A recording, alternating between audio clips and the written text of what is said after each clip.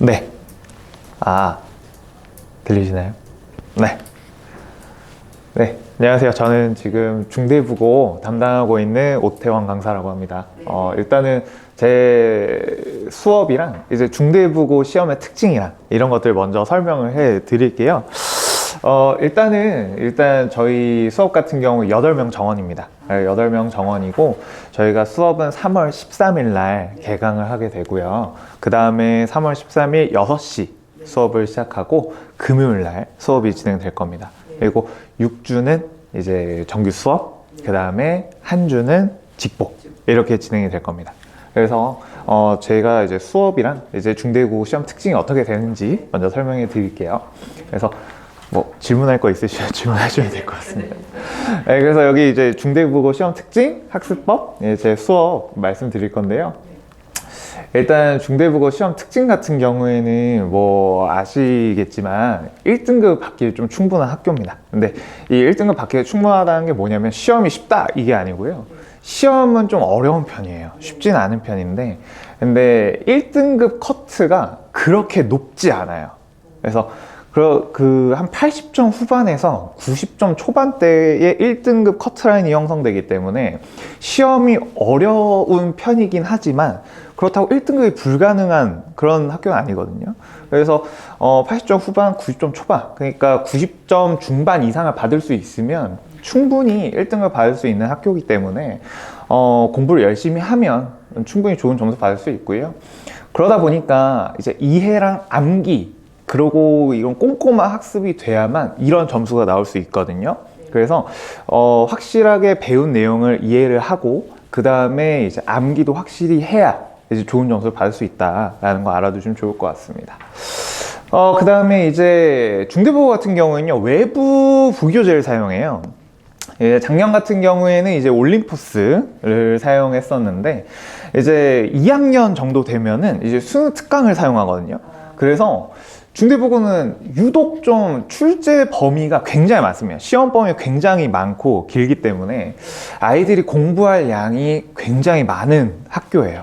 그래서 아이들이 이거를 한 번에 이제 받아들이는 것도 어려울 뿐더러 이거를 누군가가 단권화를 해주고 시험 포인트들을 딱딱 찝어줘야 아이들이 충분히 이제 좀 효과적으로 공부할 수 있거든요.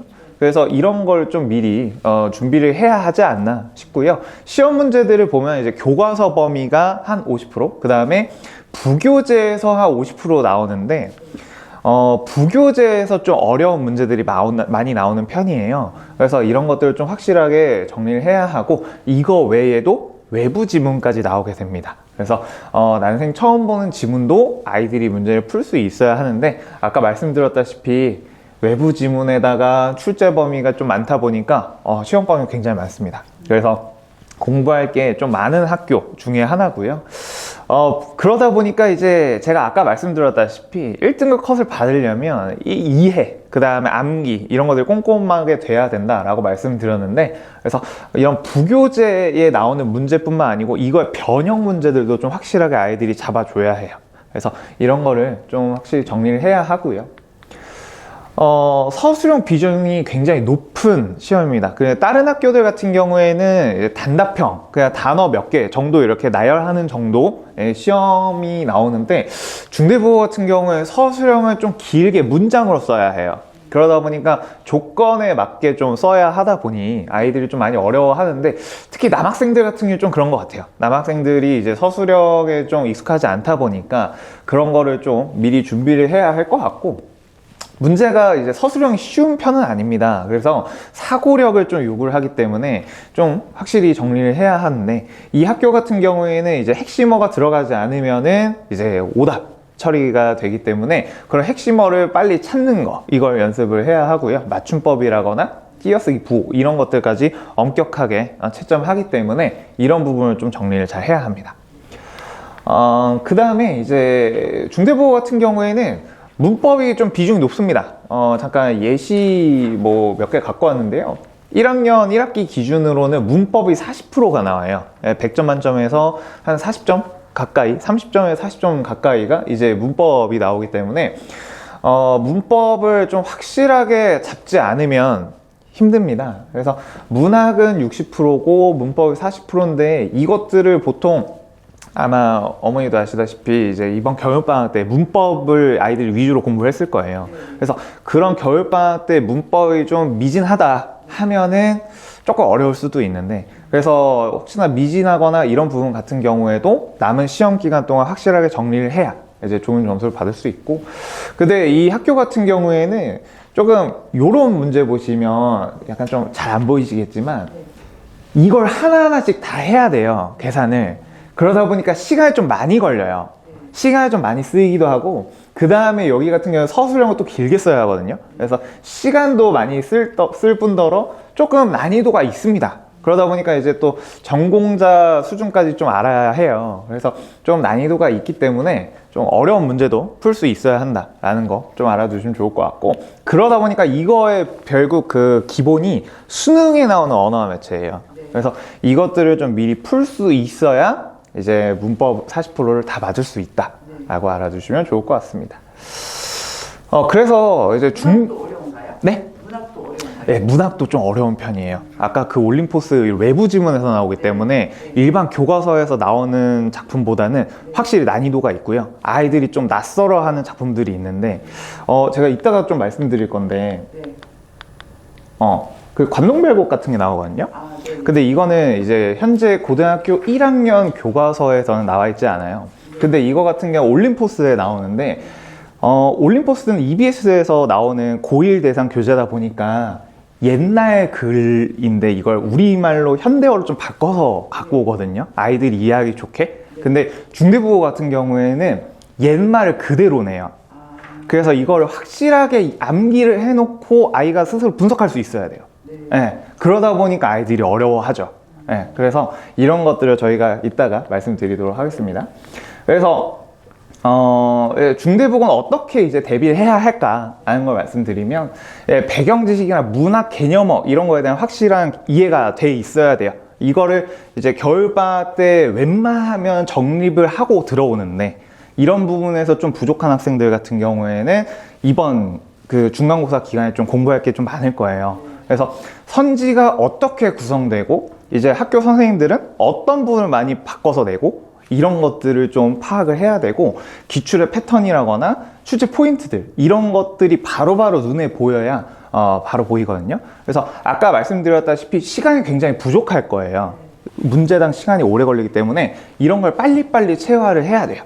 그래서 이런 걸 저희가 준비할 거고, 학교 교과서랑 부교재랑 프린트 이런 것들을 모두 반영해가지고 단권화된 학습이 필요한데, 그래서 특히 남학생들이나 뭐 여학생들이 요즘은 다 그런데 학생들이 다 그 프린트 이런 거를 잘 관리를 못해요. 그래서 맨날 가방에 나뒹굴고 필기나 이런 것들도 그냥 사진을 찍기만 하지 아이들이 잘 안 하거든요. 그래서 그런 것들을 이제 단권화를 하면서 좀 다른 작품의 연관성도 지으면서 이런 것들을 준비를 해야 하고, 외부 지문이 많기 때문에 낯선 지문을 읽는 눈, 그 다음에 시험에 많이 나오는 것들, 그 다음에 난생 처음 보는 거를 어떻게 해석하고 여기에 주제가 뭐지? 이런 것들을 좀 파악하는 배경 지식들이 좀 있어야 합니다.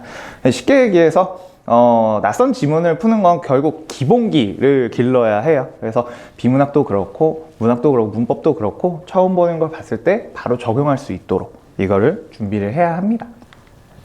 그 다음에 제가 문법이 중요하다고 말씀드렸는데, 문법 같은 경우에는 이제 이해랑 암기, 그 다음에 문제풀이까지 진행을 해야 되는데, 문법은 그냥 암기라고 생각하시는 분들도 많아요. 근데 문법은 일단 이해가 먼저 돼야 하고요. 그 다음에 그걸 이제 암기를 하는 겁니다. 그렇게 해야 나중에 어려운 문제가 왔을 때 이해를 바탕으로 그걸 적용할 수 있거든요. 그래서 이런 걸 미리 준비를 할 거고, 가장 좋은 건 매 주마다 암기하고 매 주마다 테스트하고 그러면서 이제 자기가 뭘 알고 있고 어떤 부분을 헷갈려 하는지 이런 것들을 계속 메타인지를 반복을 해야 하고요.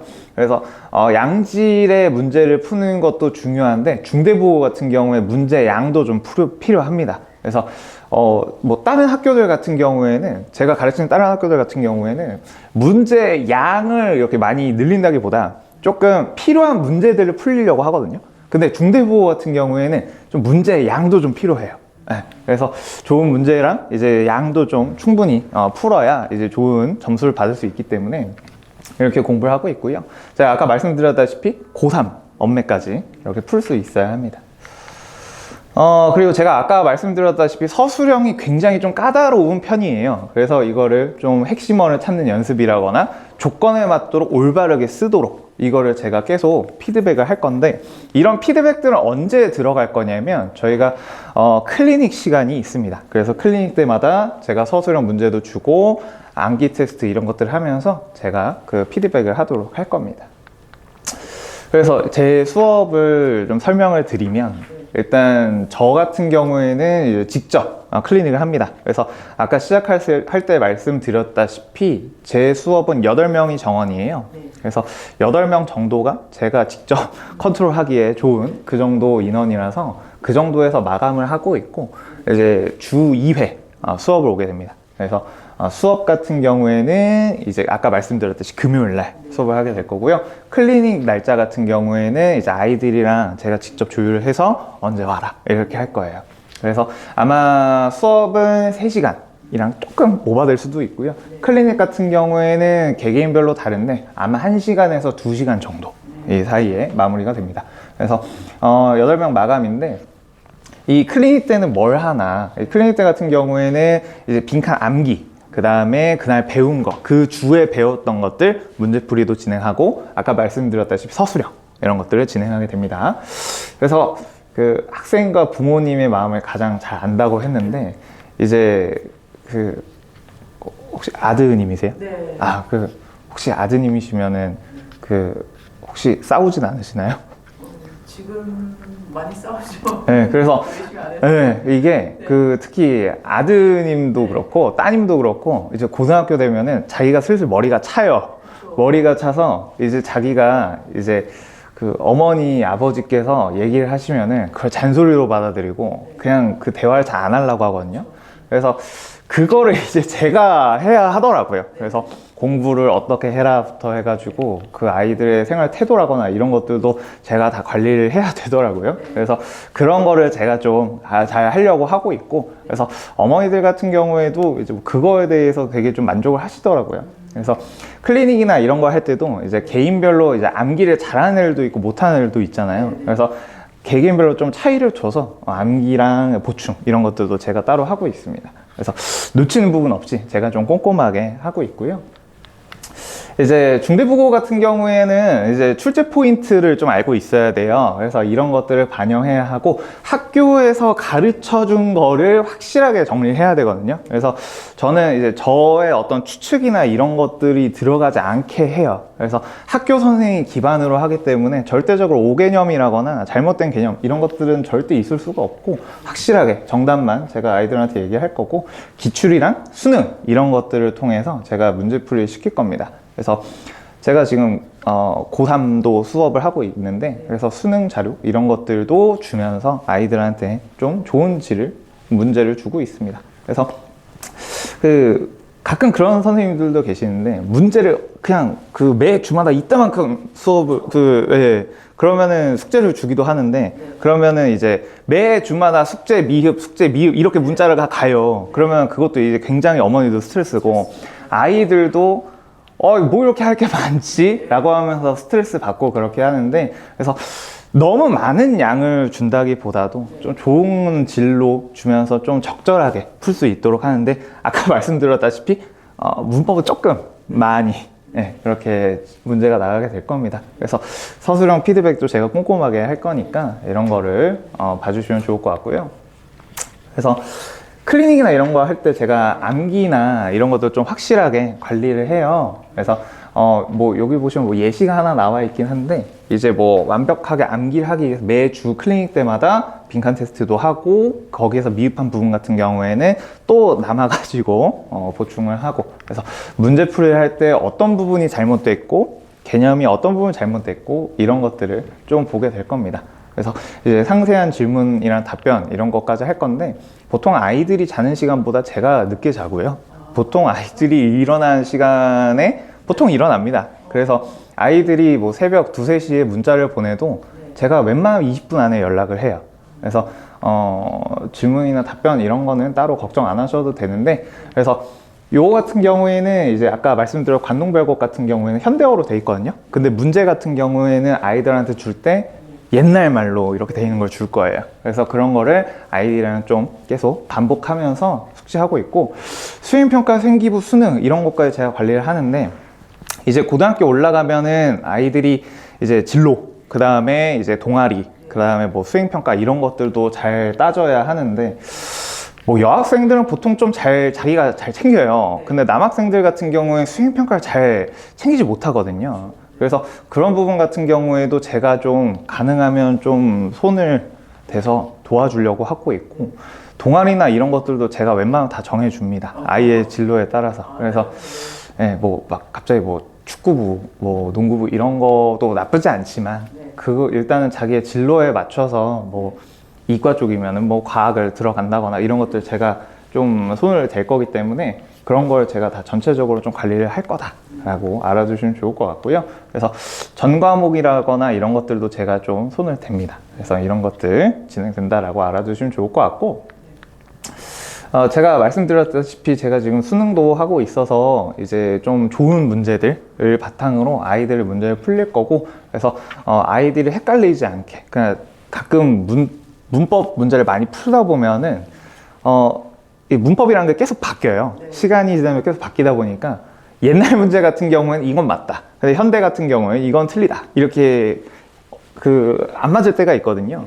그래서 그런 것들도 제가 다 관리를 해서 꼼꼼하게 보니까 좀 좋은 문제 푼다라고 알아두시면 좋을 것 같습니다.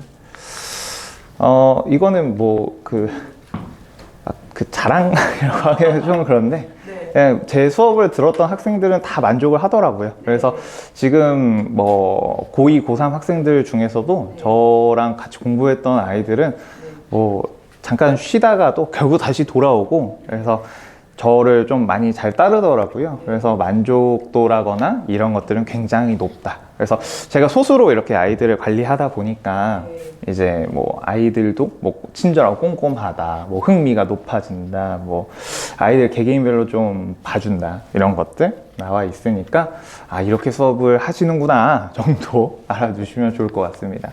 그래서 이 뒤에 보시면은 뭐 또 아이들의 어떤 수강평 이런 것들이 있으니까 봐주시면 좋을 것 같아요. 그래서 수업은 이때 이렇게 진행되고, 6주에다가 직보 하나, 그 다음에 매 주마다 2번씩 학원 온다 라고 알아두시면 좋을 것 같아요. 그래서 수업은 3시간, 클리닉은 이제 1시간에서 2시간 정도 제가 직접 한다 라고 알아두시면 좋을 것 같아요. 그래서 일단은 설명회는 여기서 마치도록 하고요. 혹시 질문 있으시면은 제가 답변해 드릴게요. 네.